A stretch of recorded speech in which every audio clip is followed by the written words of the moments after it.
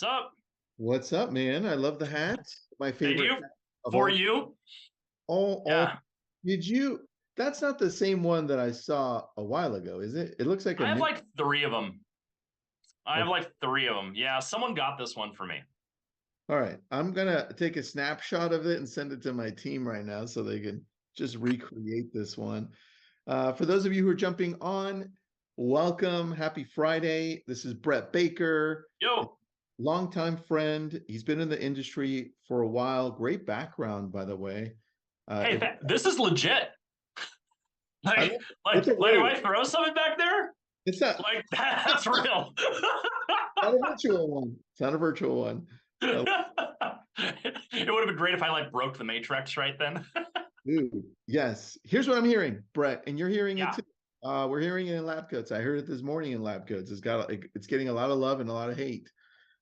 It's everyone else's fault. The market sucks. Team leaders, brokers, everyone, but it's not your fault. Okay, you're doing well. So, We're doing okay.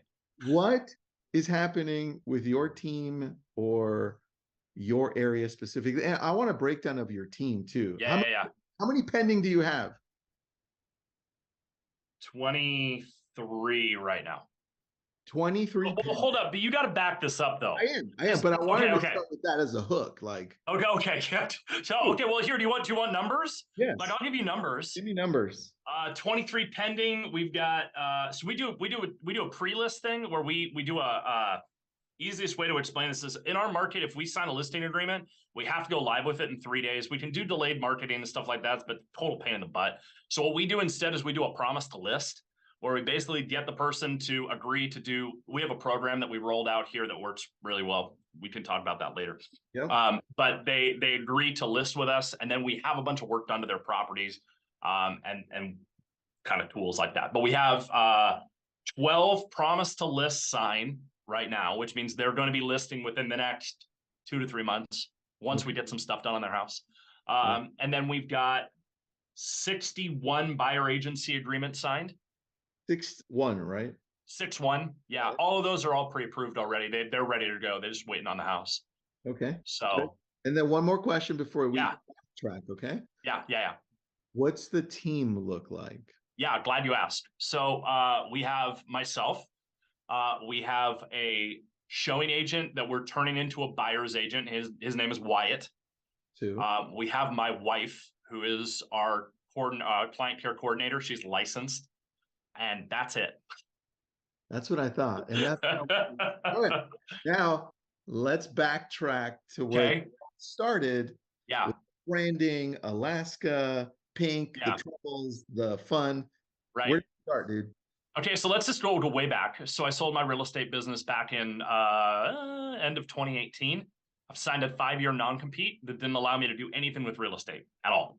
I could coach, and that was pretty much it. So I had a commitment to help other agents grow, and so I launched a coaching company. But in my head, man, like residential real estate is my jam. I love those clients. I love buyers and sellers.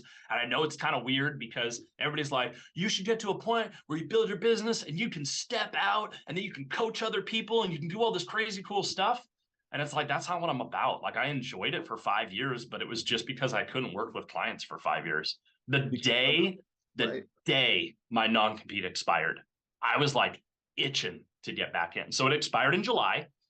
And I had been kind of planning this launch for like 5 years. And what I didn't want is I didn't want to go back into the state that I was in. I still have a non-compete technically in the state that I was in before. That will not go away. I can never do business there again. Okay. And so I love Alaska. This is kind of my home. And I don't really know anybody here. I know a handful of people at this point. I had a couple of coaching clients up this way. But this is my paradise. I love that it snowed like 8 inches last night. I think that's like the coolest thing ever. The flying up here is ridiculously fun. I mean, we do that kind of stuff with helicopters. So I have a lot of fun up here. And Yeah. so I thought about it like, okay, well, I'm going to launch a real estate business in Alaska. And everybody kind of made fun of me because they're like, dude, like you're starting Nobody, from scratch, bro. And who the hell lives in Alaska, bro? Right, right. It's actually a really good market up here. It's like ridiculously good market up here. I know. And it's ridiculously good because we get a lot of people moving in and out. We get a lot of military, a lot of oil, a lot of fun up here, a lot of really unique properties up here, which is rad. But yeah, so I built this brand up and I was going to totally rebrand everything. And then kind of as an honor to my dad used to work for me. I hired him back in the day and he passed away last year. And kind of to honor my dad was always like, the Baker team was such cool branding. And I checked with my attorney and they're like, yeah, you can run that again. I'm like, rad. So to honor him, we launched the Baker team again. So we have all of our old branding back. Yeah, we launched officially November 1st. Okay, so Yeah. that's a month and a week, a month It's and like 2 weeks. 48 days ago. Yeah. Okay, that's when the brand launched. Yeah. You already have 61 uh buyer Buyer agency agreement signed. Yeah.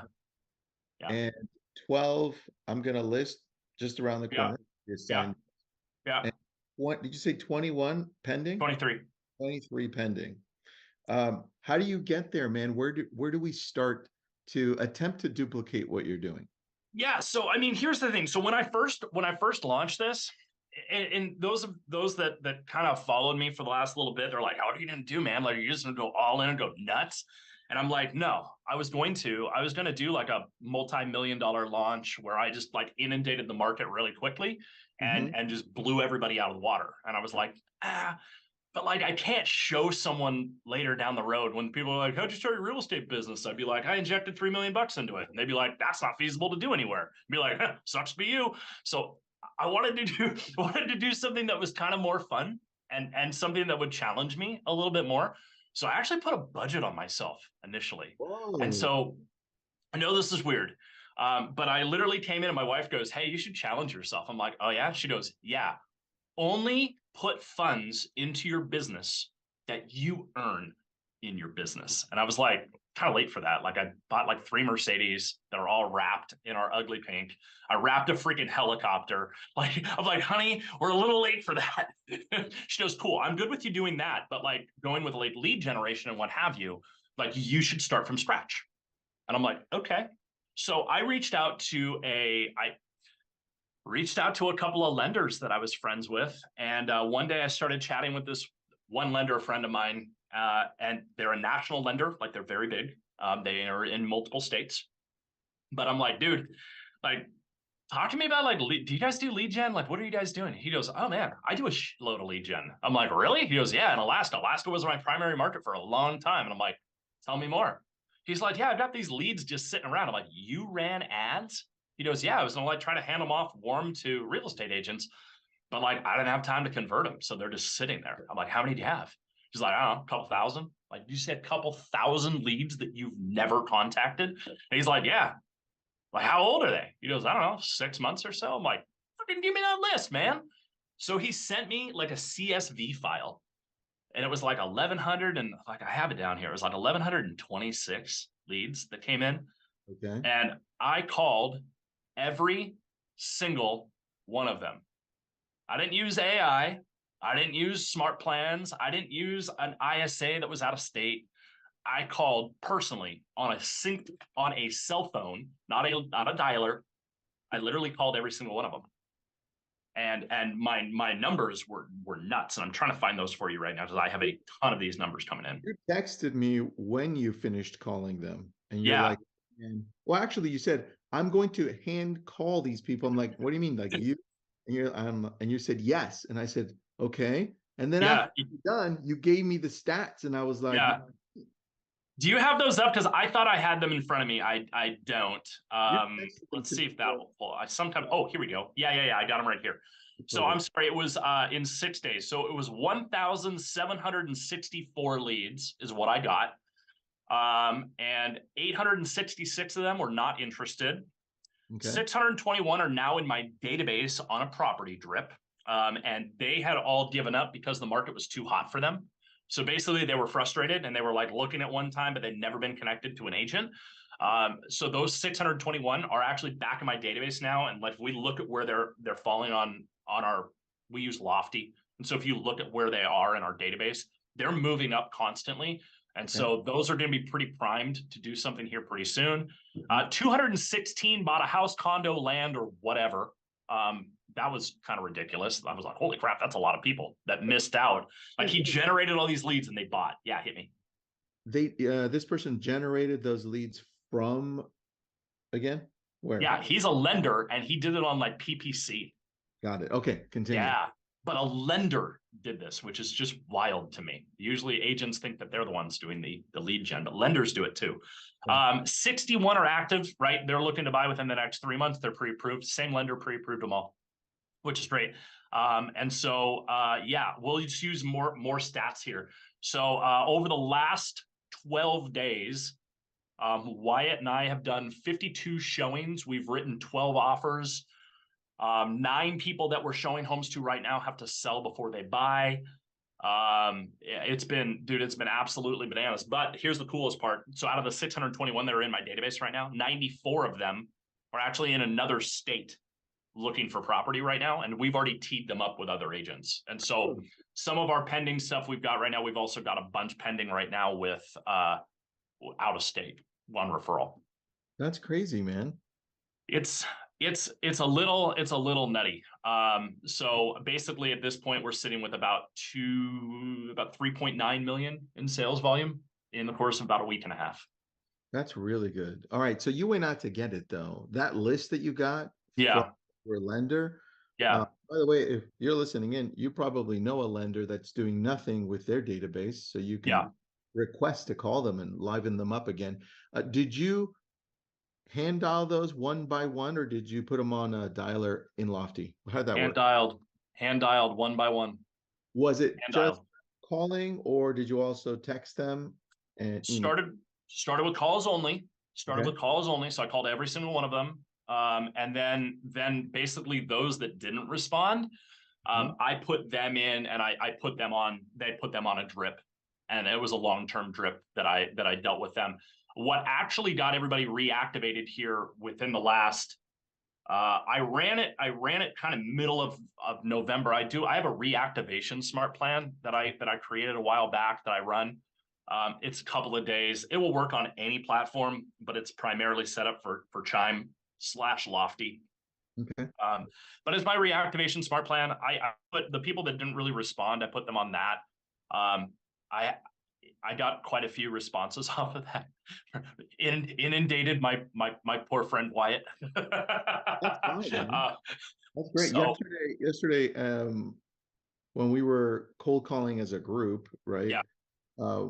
At the end of calling online leads, just listed, just sold, I wasn't having very much luck and I got frustrated. I was like, I'm just gonna mass text everybody who hasn't responded for a while. And I sent out a mass text in Lofty and I said, hey, I'm not sure if you're around this weekend, but I have a list of open houses for you. Do you want me to text it or email it to you? Yeah. And then it started coming in through the night. And I'm like, okay, good. Now I feel like I did something. Yeah. That works, Brett. I love that you have these automations in place. Let's talk about your branding because it stands out. Do you want to show you some of it? I want to see this, man, because you went all in. It's not like you tiptoed into this. You're like, I'm just gonna do it right. Yeah. So here's the thing, and I tell people this all the time, right? Think like a business, operate like a business, act like a business. And that, for me, that means trademark, copyright, patent, everything. So everything on my site that is valuable to me, my logo, my slogan, like boldly different, that's trademarked. And so I did all that because we're trying to look for unique things that we do differently. And so I came into this whole thing with a marketing background, right? I wanted to do something that was really bold, that really stood out, because what I've learned over the years is people don't talk about boring businesses. They just don't. If you want people to talk about you, if you really want people to talk about you, if you want people to tell people that you are the best real estate agent, period, you have to give them something to talk about. So, well, we did. Here, let me just pull up my website so people can see it. This is our website, and here, let me actually reload this because the first shot's actually really cool. So I wasn't kidding when I said we wrapped a helicopter. We did. It is on our brand. And so we do fly this around a lot of places, mainly because we can get to properties that other people can't. And in Alaska, most of our properties are off the road system. So we have the Bold Copter to get us to where we need to go. We also went through and we can just keep coming down here. We wrapped a bunch of Mercedes that are all also ugly pink cars. You can kind of see it in the background. I have better pictures of it. We do a certified pre-owned home program up here, which is how so many people are listing with us right now. We can talk about that. We talked about that was it 3 years? When was, dude, I remember that. I've been talking about this for years and people just kind of gave me crap about it because they're like, that will never work. It's like, dude, I got sellers lined out the door ready to use this program. And then we came down and we're unique property experts. So we have a variety of tools that we can use to get us to where we need to go. Remote properties, airstrip homes, float accessible properties. We can access all of that. But that is, I mean, we went all in. Everything matches. Everything looks the same. We're not afraid of showing people what we're capable of. So we put our entire marketing plan on our website. Every single bit of it goes on our website because we're not afraid to show people what we do because, and I can't stress this enough, everything is patented and trademarked. so people can't run it. But we thought about that before we came into it. Right. It's also in the presentation too. So you actually mention it and here it is, right? You're showing it. A lot of people won't even have it in a place where people can take a look at it or use it quickly like you do. And the other thing is you're mentioning it again. A lot of us don't. We haven't even pieced it together, right? Right. So even if it's, and I'm not saying yours is because it's not, but even if another agent has the exact same 20-step process, the fact that you're talking about it, putting it someplace, itemizing it, and then sharing it and talking about it over and over, it makes a difference. I love that, Brett. It's one of those things where, and I tell people this from the get-go, if you want to build a really great real estate business, you have to start with a plan. And I see so many agents try to get into this industry, and so many people are suffering right now, and they're suffering because they never took the time to build out a plan. And so everything that we do is structured around our business model. We know what we're going to do. We even know now where we're generating leads from. We also know where we're going to put we know the difference between marketing and branding, and we use the two very appropriately. I see a lot of people that'll be like, well, that lead source doesn't work. It's like, yeah, it's not a lead source. It's a branding source. There's a big difference. I love brand awareness. Brand awareness for me gets people talking. Here, I'll show you also another one. Let's talk about that right after you show me this. Yeah, so we're mobile billboards basically. So we have the little Soul that our marketing team drives the Soul, but we have a couple of Mercedes. They all look identical.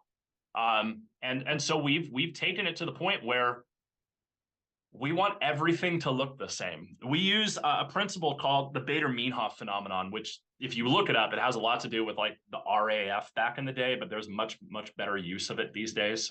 It's known as frequency illusion.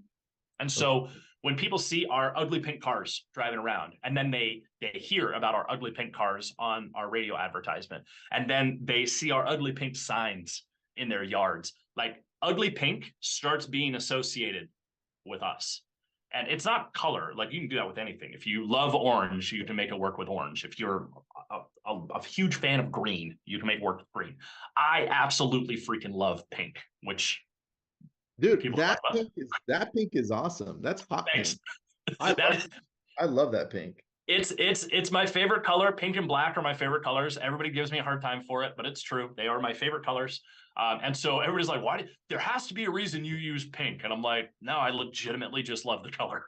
All right. So now let's talk about how you're using the branding on social. How are you using it and how are you getting people into your pipeline, into your funnels? What does that look like? Sure.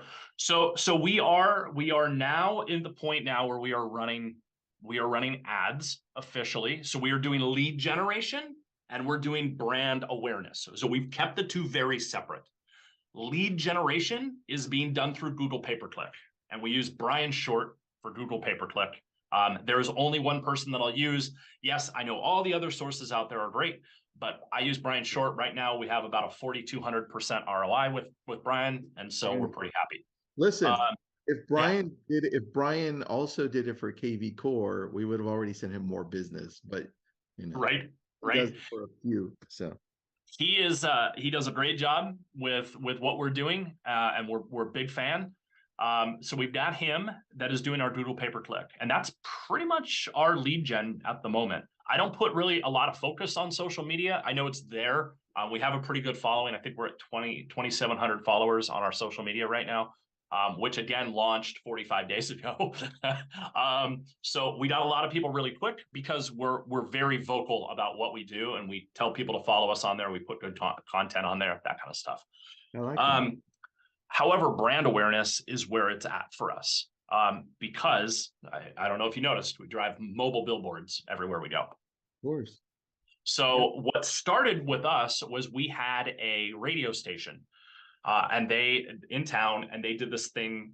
They did like a morning segment of like the weird stuff you see while driving. And someone was like, "Yeah, I see these ugly, like black and pink cars that are driving all the time."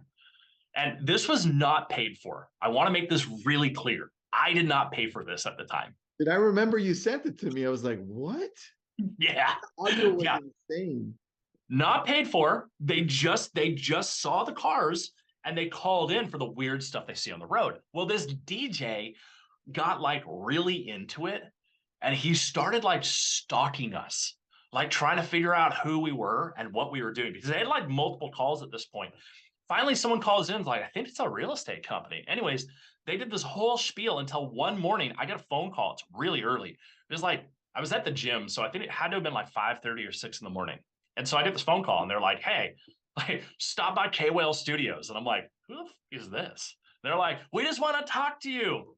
All right. So I stopped by like after the gym, and the studio's like wide open, but nobody's there. And so I hear a voice, and I just like keep walking down the hall, and I like open the door, and these two dudes are on the air when I walk in the studio, and they're like, "Hey," I'm like, "Hi," and they're like, "You're the ugly pink car guy." That's so funny. And The so it's gone pretty viral at that point.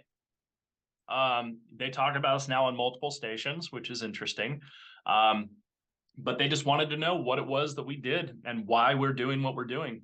And it's really simple. We're here to be transparent. We're here to do really amazing customer service. We're focused on customer service.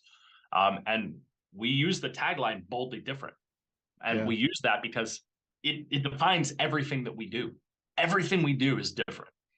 So, yeah, Even if some of it's the same, though, you yeah, talk about it and you put it in correct. front, which I love, man. And I think Yeah, it goes back to what you said at the beginning, which was you've got to give people something to talk about. exactly. And if And you give people something to talk about, they're going to talk about you. If you don't give people something to talk about, you're essentially a secret agent. And so my big thing that I tell people, especially other agents, is if you want to do more business in 2024, you need a clear definition of what you do differently than everybody else in your marketplace. And you need a clear definition of the direction that you want to go with your real estate business. And I tell people all the time, like, you hear them like, "Hey, what's your target audience?" I'll ask all the time, like, "Hey, dude, what's your target audience?" And they'll be like, anybody that answers the phone." It's like, dude, that's not a target audience, because I have, and I'm not saying this to brag. I have an unlimited budget, unlimited. I can spend any amount of money I want on my budget, and I can't target everybody because it would wipe. There's not enough frequency to be able to do that. So what you need is you need a niche market that you can get in front of and have a high frequency to get in front of them. So if you're like absolutely like you're the biggest dog fan in the world, you love dogs, okay? Go find other people that absolutely love dogs and niche down and be like the real estate agent that loves dogs. Go to animal shelters and like I don't know, showcase animals at the animal shelter. Put those on your social media. Become like obsessed with dogs. Like sponsor dog parks. That's another one you can do. Like be around. If you're a huge dog fanatic, be around dogs. If you are a or if you are a diehard snowboarder or skier and you live in a ski town, cool. Mhm. Define your target audience. I'm a diehard snowboarder. I'm not. I'm a skier. Sorry, snowboarders. But let's just say you were a diehard snowboarder. Mhm. Go find people that are snowboarders and connect with them.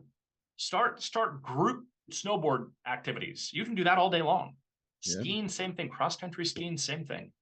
Surfing, same thing. Pickleball, dude. Pickleball's going. Pickleball, dude. You know I love pickleball. I don't play pickleball. So here's free advice to anybody that plays pickleball. Do you know why pickleball is such an incredible sport? Tell me. Older people do it. So I mean, like my buddy Jeff calls me the other day. He goes, "Hey, you want to come play pickleball with me?" I'm like, "What the f- is like? Why does everybody love pickleball?" He's like, "Dude, you'll learn it really fast. I need someone to play with." I'm like, "Fine." So I went and played. Do you know who was there? Dude, we're talking like 50 plus. Like we're talking retirees are playing pickleball. Yeah. Who has property to sell right now? Who has tons of equity in their property right now? I'm like, dude, this is like a gold mine. I'm not going to play. I'm not going to go play pickleball because I want to pick up those clients because I don't play pickleball. It was very evident that day that I do not play pickleball. I like it, man. All But right. that's a huge demographic. Yeah. Lead source. Yeah. Give me like your top three lead sources right now. Right now, it's Google pay per click is number one for me. Yep. Most of our leads at this point, if they don't come through Google pay per click, they're coming directly to our site because so it's direct. So we only have two right now. Perfect. And when you say going to your site, they're coming in through SEO and through radio ads or the Right. cost and the branding. I put zero effort into SEO. Like if you went onto my site right now, I guarantee you people would be like, "Brett, your SEO is horrible." I'd be like, I don't really give a shit. Like I don't care. Because that is not my main source. My main source of people coming in, they see it on the cars, they hear it on the radio, they hear people talking, and now it's more neighbor of neighbor marketing than anything else. Even though I'm very fresh in an area where I don't know anybody, neighbor of neighbor marketing grows very, very quickly. We send a boatload of direct mail, a boatload of direct mail. So anytime we close property, buy or sell, we're sending out postcards to the nearest neighbors. That has gotten us quite a bit of traction back to the site. And my big thing is once you land on my site, and you are in my target demographic. I don't retarget to everybody, but I retarget to those people that are in my vicinity that I have identified as a target audience. They will get retargeted to.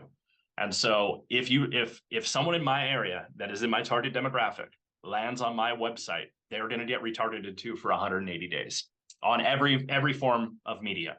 On when they're searching online, when they're on their social media, when they sit down to go stream any TV source that they stream, they're going to get my stuff.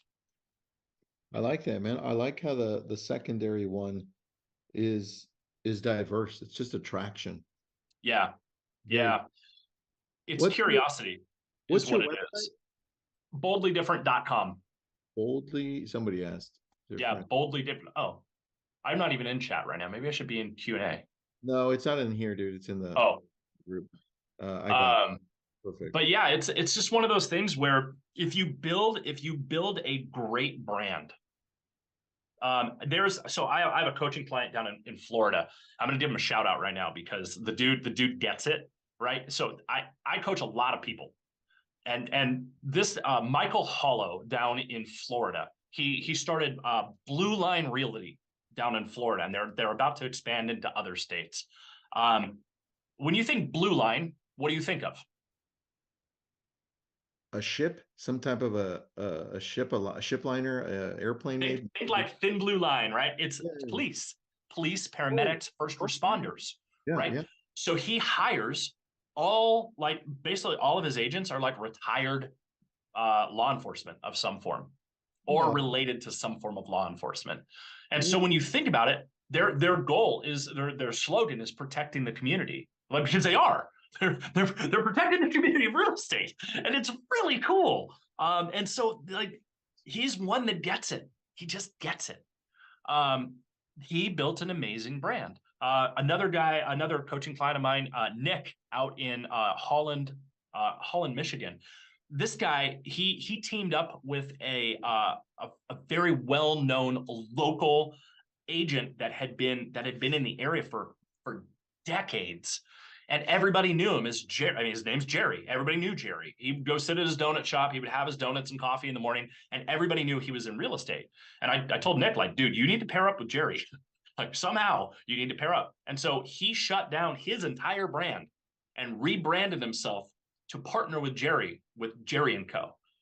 And that now he's tapping into this huge resource of this agent's database and this agent's client base and his social network. And so my point is, these people that have taken these initiatives and have started doing good brands, they're going to do better and they're going to survive what's coming in 2024. Yeah. I love that, man. Listen, if you heard anything here that you actually should be paying attention to, it goes back to, first off, all of the things that you're actually doing, right? You're not just sitting, you've taken a lot of action, massive action, to make sure that you're succeeding in real estate. But for me, it was, you've got to give people something to talk about, because that actually touches everything that we do, whether it's social media, right, in person, mailing, open houses, it doesn't matter. And if you start with that, you start rethinking, wait a second, how am I showing up, right? And do people even care? Am I stuck in the middle where nobody's talking about me? Yep. I love that, man. It's one of those things, man, that I've learned over the years, that if you get people talking, and then you need to be, and this is something that I've just seen such an interesting, real estate's so weird. There's no transparency between buyer and seller, between agents. There's no transparency. And that's what we're trying really hard to be. And I tell my clients up front, like, hey, there are going to be times where I'm going to tell you something and you're really not going to like to hear it from me. And you're probably going to get pissed at me. And I'm okay with that, because my job is to be transparent with you. My job is to keep you informed. And so we built our entire business around transparency and keeping people really, really informed. To give you an update. So today is Friday, right? So every Friday I do Friday updates with my clients that are under contract. It's not, I don't make my assistant do it. My wife / transaction coordinator / client care coordinator, she doesn't do that. I do it. I do every single one of them. It's manual follow-up. It is me telling them where their transaction is every Friday. And I do that every Friday because once we get someone under contract, I don't care if you use a TC that's remote or a TC in-house. The problem is there's what I call the cone of silence, where it starts once you're under contract, you clear inspection, and then it's like, poof, real estate agent disappears, and then poof, magically reappears 4 days before closing. That whole period in between there, it's like, dude, do you talk to your clients? They're like, no, they're under contract. I can't do anything to help them. I'm like, you can't do anything to help them?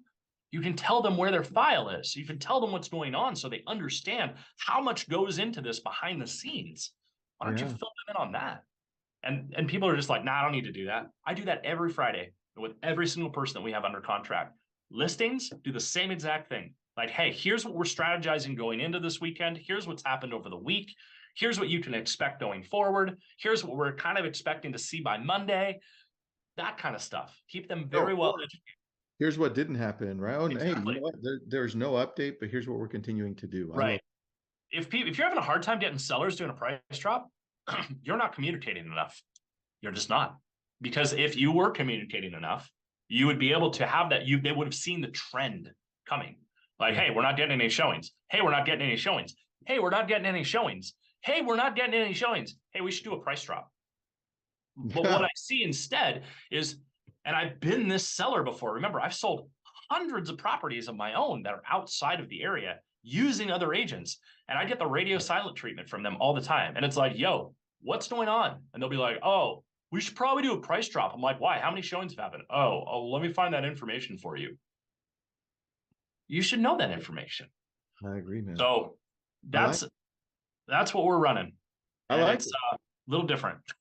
All right. So I'd love to talk to you again in like 3-4 months just to see now, because 45 days in isn't giving me a big enough picture, but I know you're already on fire. So Well, let's do that. What if we check in every what if we check in like every 2 months just to see Okay. what's going on, how things have changed? Because right, seasonality, right? It's funny, it's really funny right now because I show up to the office every morning by I'm late today. Like say I'm on the call with you guys. So I'm at my I have a studio here that I do a lot of recording in. So I'm here with you guys. Normally I'm at the office by 7 a.m. every single morning. So I hit the gym, leave the gym at like leave my house at like 4:30, hit the gym. I'll do that for a little bit. Some days I'll go rock climb afterward and then hit the office by I'm there by 7. And what's truly entertaining is we have a pretty big office and there's a lot of agents in there. But what's amazing to me is that the people that are complaining that they're not doing any business, I never see Mhm. them at the office. Their office is always empty. Their computers are never there. Pretty much the entire state of Alaska went to Hawaii last week for a bunch of things they could have just done online. They went to the CE course in Hawaii. And I'm sitting there, they're like, "Are you coming to Hawaii with us?" I'm like, "Why the would I go to Hawaii? It's busy as right now. I'm working my ass off right now." They're like, "Oh, well, don't you want a break?" No, I don't want a break. I want to keep going with this. Oh, we've So got no one momentum. shows up. But if you want to do more business, show up every day. Treat this like a business, and you will close more business. Thanks, Brent. I love that. This is So I'm good. all fired up this morning. Lots of coffee. Good. This is good. I like this. If you have questions, Brett, how do people get a hold of you? Easiest way to get, I mean, if you go to our site, boldlydifferent.com, you can contact us through there. That's the easiest way. Um, if someone really wants to email me, my email's on there as well. That's the easiest way to get a hold of me. Perfect, dude. I'll put it up. Thank you Yeah, so much. Let's check in again. agreed. Maybe you've added a jet or a boat or something else that's pink and black, dude. I Do love you it. know that? Do you know the saying here? The saying is always be the person that has like one set of the toys. So we're really set on aviation right now, right? All of my friends have boats, and so if they're like, "Hey, can we take the helicopter somewhere?" It's like, "Yeah, hop in. I'll take you wherever you go." Summertime, it's like, "Yo, man, we're going fishing," and they're like, "Yeah, we'll take my boat." I'm like, "That's a great idea." So no boats for me. I'm not a car guy or a boat guy. Only aircraft. Got it. So Thanks, brother. uh, I need to still take you flying. You had an option. Like I we were know. there that I day. remember. I remember. I was like, I'm thinking like, man, he's not going to go with me, and you didn't. So we just have to get you up to Alaska, and I'll take you up here. Thanks, man. I appreciate that. Talk And soon, buddy. I need a hat, so I have to keep on remembering that. I have, just but text me. but I'll did send you you one. die? But did you die? Thanks, everyone. Brett, thanks Talk for soon, doing guys.